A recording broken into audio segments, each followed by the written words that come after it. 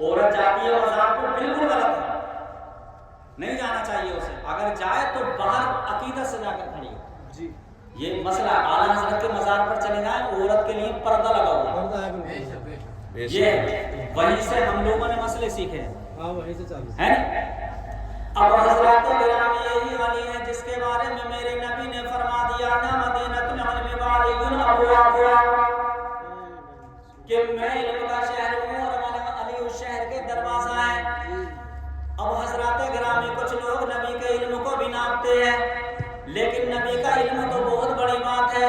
حضرت علی فرماتے ہیں لوگوں نبی کی بارگاہ میں سوال پوچھنے کے لیے بعد میں جانا، شہر میں انسان بعد میں داخل ہوتا ہے، پہلے تو دروازے میں داخل ہوتا ہے۔ گھر تو دور رہ جاتا ہے، گھر تو اندر تک پتہ نہیں کتنا بڑا گھر ہے، لیکن دروازہ باہر ہوتا ہے۔ دروازہ کہتا ہے لوگوں جو بات تم گھر کے اندر پوچھنے والے ہو وہ بات وہاں جا کر مت پوچھو، وہ بات تو یہاں تمہیں دروازہ علی بھی بتا دے گا۔ ارے وہاں پوچھنے کی کیا ضرورت ہے؟ نبی کی بارگاہ میں کیوں ادھر ادھر کی باتیں کرتے ہو؟ مت کرو، آپ سوال کرو، ہم سوال کا جواب دیں۔ یہودی آ گئے حضرت علی کی بارگاہ میں، وہ آ کر کے مسلمان بھائیوں سوال کرنے لگے۔ حضرت علی سوالوں کے جوابات دیتے چلے گئے۔ اب بتاؤ سوال تو چھوٹا ہوتا ہے لیکن پتہ نہیں جواب کتنا لمبا ہو جائے، تو اگر تھکے گا تو جواب دینے والا تھکے گا نا، سوال کرنے والا تو نہیں تھکے گا نا، ہے نا؟ اب حضرت گرامی یہودی سوال پر سوال کر رہے ہیں، لیکن اللہ کے نبی نے اپنے سوال حال سے علی کے بارے میں فرما دیا ہے کہ اگر مسلمانوں اگر نبی کے بعد اگر کسی کو علم دیا گیا ہے تو وہ حضرت علی کی ذات ہے۔ حضرت گرامی یہودی آ گئے سرکار حضرت علی کی بارگاہ میں اور آ کر کے سوالات کرنے لگے۔ حضرت علی مسلمان بھائیوں ان کے جوابات دیتے رہے۔ اب حضرات گرامی سوالات پر سوال کیے جا رہے ہیں، جوابات پر جواب دیے جا رہے ہیں، لیکن حضرات گرامی یہودی جو اسلام کے راستہ مخالف رہے ہیں، سرکار کو مٹانے کی کوشش کرتے رہے ہیں، اسلام کو ختم کرنے کی کوشش کرتے رہے ہیں، کل بھی ان کی کوششیں نہیں تھی، آج بھی ان کی کوششیں نہیں ہیں، لیکن حضرات گرامی اللہ تبارک و تعالیٰ نے قرآن مقدس میں اس دین کے بارے میں بھی فرما دیا، اس اسلام کے بارے میں بھی فرما دیا، قرآن پاک کے بارے میں بھی فرما دیا۔ اللہ نے فرما دیا لوگوں اس قرآن کو اگر میں نازل کرنے والا ہوں تو اس کی حفاظت کی ذمہ داری میں ہی لینے والا ہوں۔ تو بتاؤ کیسے کوئی اس کا بال باقا کر سکتا ہے؟ اسی لیے تو کہا تھا کہ فانوس بن کے جس کی حفاظت ہوا کرے وہ شمع کیا بجھے جسے روشن خدا ہے۔ اب حضرات گرامی سوالات پہ سوال کیے جا رہے ہیں، سوالات پہ سوالات کیے جا رہے ہیں، جوابات دیتے چلے جا رہے ہیں حضرت علی۔ اب جب حضرات گرامی جب تھک گئے تو وہ یہودی کہنے لگے اے علی یہ بتاؤ سوال کرنے والے تھکتے ہیں یا جواب دینے والا تھکتا ہے، لیکن تم تو ہمارے سوالاتوں کے جواب دیتے چلے جا رہے ہو۔ اے علی یہ بتا دو، اے علی یہ بتا دو تمہیں اتنا بڑا علم کہاں سے حاصل ہوا، کہاں سے اتنا بڑا مقام تمہیں ملا ہے؟ غور کرنے کی بات ہے مسلمانوں کہ سنو حضرت علی کہنے لگتے ہیں لوگوں میرے کوئی زیادہ بڑی بات نہیں ہے علم ملنے کی، مجھے اتنی بڑا اگر مقام اگر مجھے ملا ہے تو زیادہ بڑی بات نہیں ہے، بلکہ نبی نے اپنی زبان حال سے فرما دیا ہے۔ اور دوسری وجہ یہ ہے لوگوں کہ جب میں نے سرکار دو عالم صلی اللہ تعالیٰ علیہ وسلم کو جب آخری غسل دیا تھا اور میں نے جب آپ کے جسم مبارک کو کپڑے سے پوچھا تھا تو میں نے پورا جسم مبارک پوچھ دیا تھا، لیکن چند قطرے میرے نبی کی پیشانی مبارک پر لگے تھے، میں نے اسے کپڑے سے صاف نہیں کیا بلکہ میں نے اسے اپنی زبان حال سے چوس لیا تھا۔ بس اس قطروں کا زبان سے چوسنا ہوا ہے کہ اللہ تبارک و تعالیٰ نے مجھے اتنے بڑے علم سے نواز دیا۔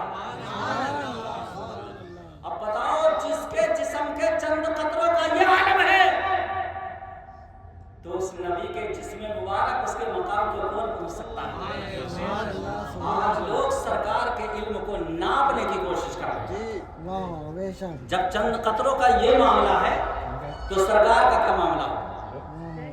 اور یہ حکمت وہ ہوئی تھی کہ حضرت علی نے سرکار کو آخری غسل اس وجہ سے دیا تھا کہ حضرت علی کو سرکار نے پہلا غسل دیا تھا.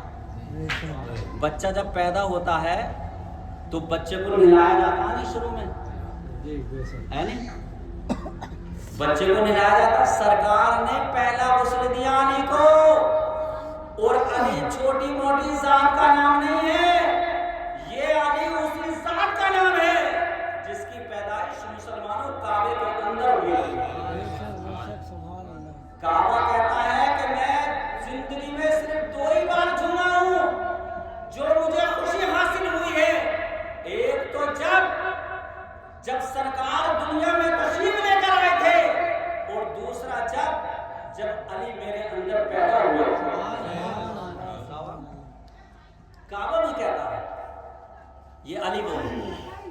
تو اب حضرات گرامی یہ علی ہے مسلمان بھائیوں. لیکن اتنا بڑا مقام ملنے کے باوجود بھی, اتنی بڑی شان ملنے کے باوجود بھی مسلمان بھائیوں ایسا نہیں ہے کہ آپ نے نمازوں کو چھوڑ دیا ہو, نمازوں کو قضا کر دیا ہو, یا حضرات گرامی کردار کو بدل دیا گیا ہو.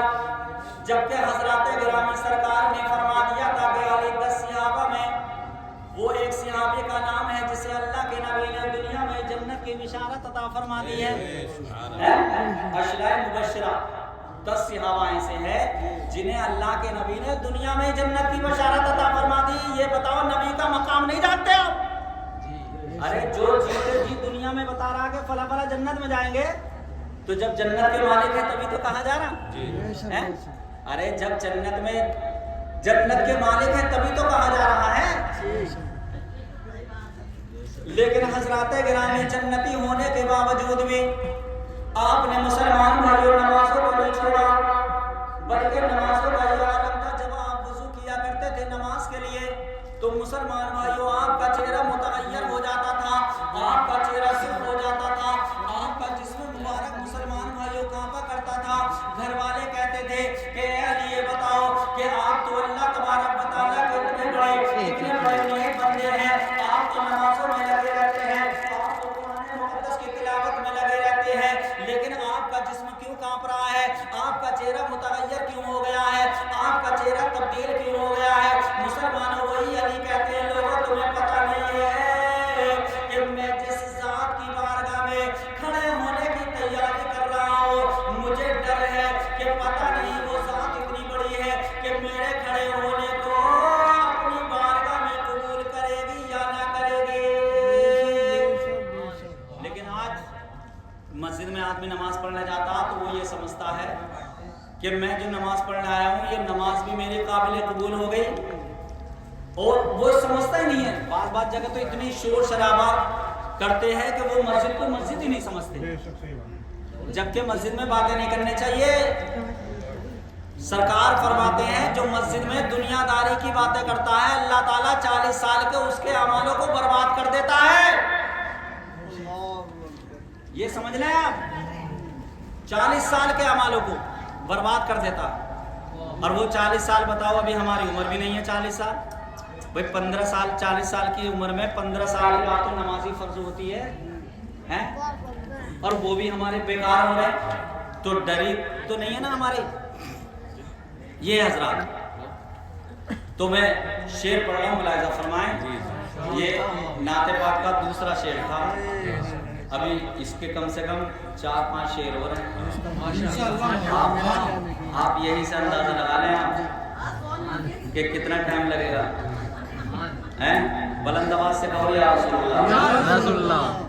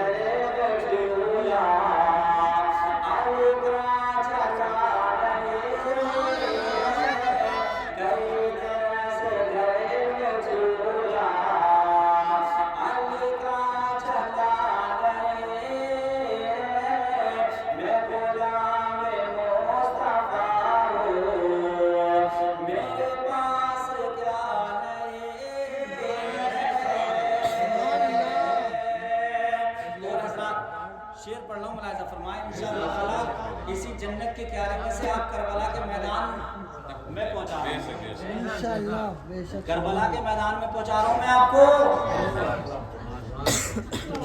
پہنچ گئے ہو گئے بے شک بے شک ہاں انشاءاللہ انشاءاللہ تعالی.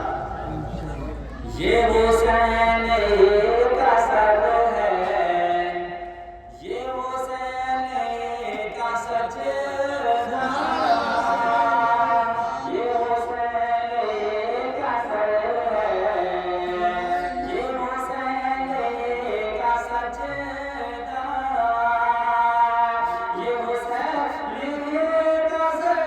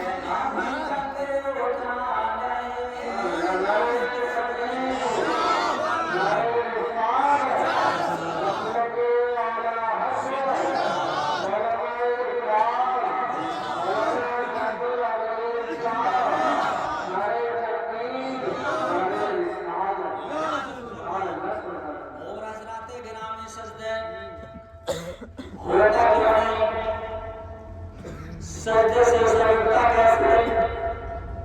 کیونکہ ابھی تو امام حسین کو پتہ تک نہیں تھا کہ میرے ساتھ کرب و بلا کے میدان میں ایک دن ایسا لیا جائے گا جو میرے نبی کے کلمہ پڑھنے والے، میرے میاں کی امت کے لوگ میرا سر کرب و بلا کے میدان میں شہید کر دیں گے.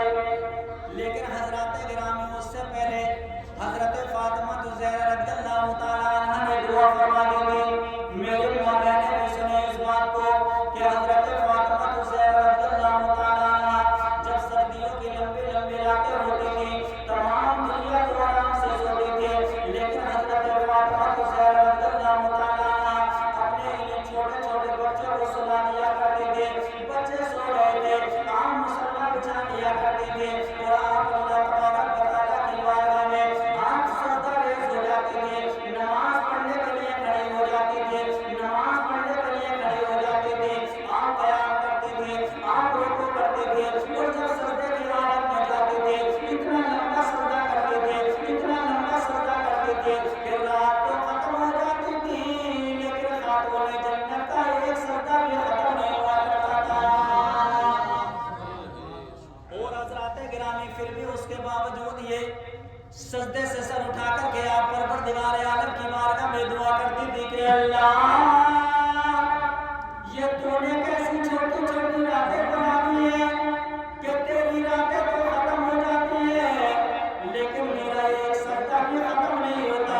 اے پروردگار میں تجھ سے دعا کرتی ہوں کہ ایک ایسی لمبی رات بنا دے جو فاطمہ دل کھول کر عبادت کر لے. بتائیے اتنا لمبا سجدہ کیا جا رہا کہ رات ختم ہو رہی ہے لیکن سجدہ ختم نہیں ہو رہا. اور حضرات گرامی آپ دعا فرما رہی ہیں کہ اے پروردگار عالم میں لمبا سجدہ کرتی ہوں تو میرا لمبا سجدہ ختم نہیں ہوتا، میری رات ختم ہو جاتی ہے. اے پروردگار عالم تیرے سجدے کی کسر باقی رہ جاتی ہے.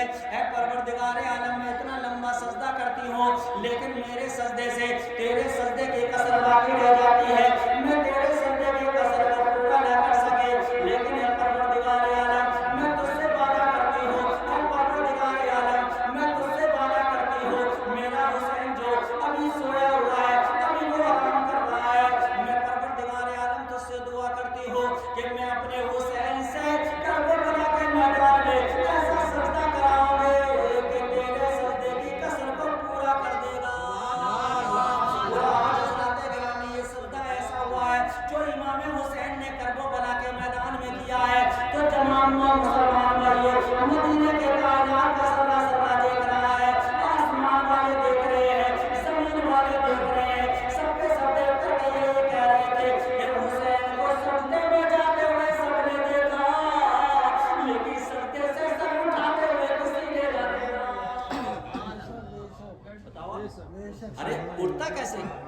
सजदे की हालत में ही तो सर कलम किया गया था। बेशक और उन यजीदियों ने सोचा भी ये था कि जब तलवार इमाम हुसैन की अब तक ना रुक सकी किसी के बाप से, बेशक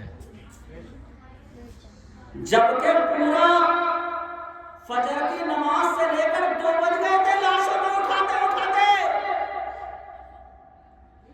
जिस्मों को इकट्ठा करते करते, वो कलेजा सिर्फ इमाम हुसैन ही का था, जो इतना बड़ा पत्थर का पहाड़ इमाम हुसैन ने अपने कलेजे पर रखा था।